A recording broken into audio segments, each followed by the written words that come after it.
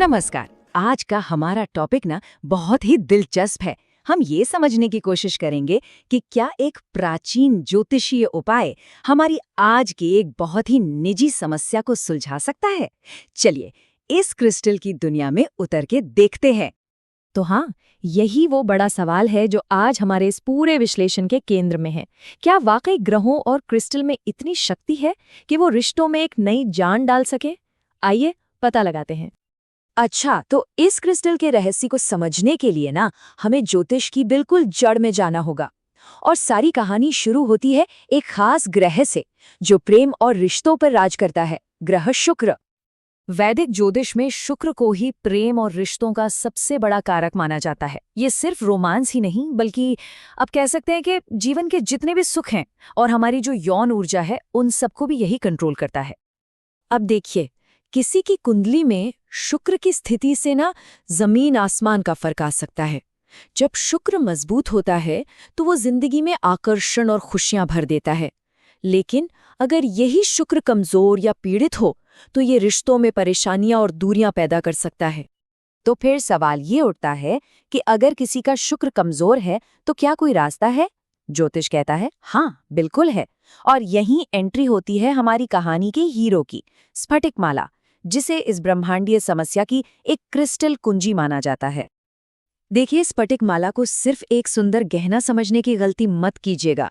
ये शुद्ध क्रिस्टल से बना एक बहुत शक्तिशाली ज्योतिषीय टूल है जिसका एक ही मकसद है, ग्रहों की ऊर्जा को बैलेंस करना। इसको समझने का सबसे आसान तरीका पता है क्या है? इसे एक एंटीना की तरह सोचिए। एक ऐसा खास एंटीना जिसे सिर्फ और सिर्फ शुक्र ग्रह की पॉजिटिव तरंगों को पकड़ने और उन्हें कई गुना बढ़ाने के लिए बनाया गया हो। तो सवाल ये है कि आखिर ये क्रिस्टल की माला काम कैसे करती है?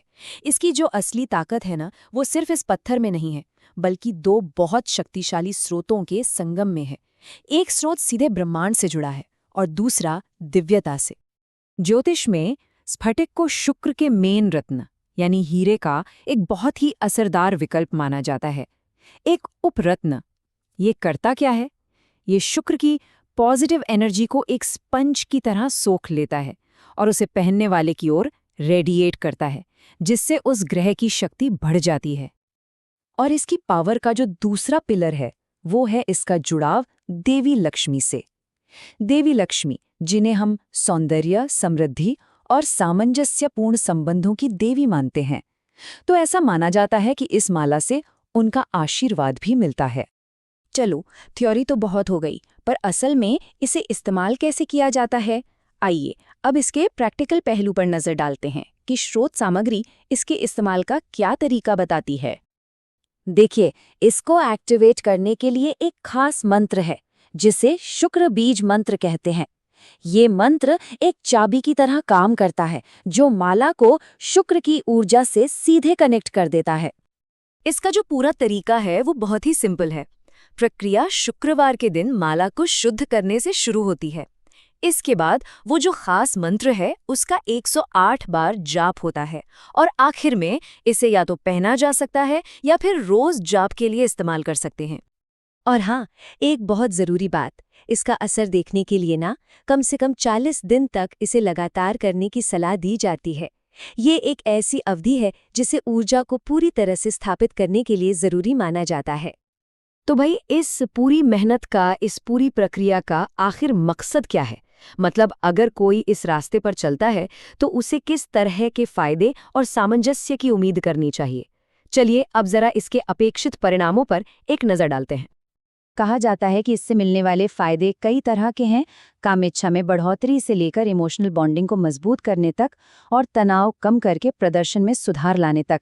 ये उपाय सिर्फ शारीरिक ही नहीं बल्कि आध्यात्मिक स्तर पर भी संबंधों को बेहतर बनाने का दावा करता है। तो चलिए इस चर्चा को हम इसी एक सवाल के साथ खत्म करते हैं। क्या असली शक्ति क्रिस्टल में है या फिर उस इरादे में, उस विश्वास में जो इसके इस्तेमाल से पैदा होता है? ये एक ऐसा सवाल है जो हमें सोचने पर मजबूर करता है ना?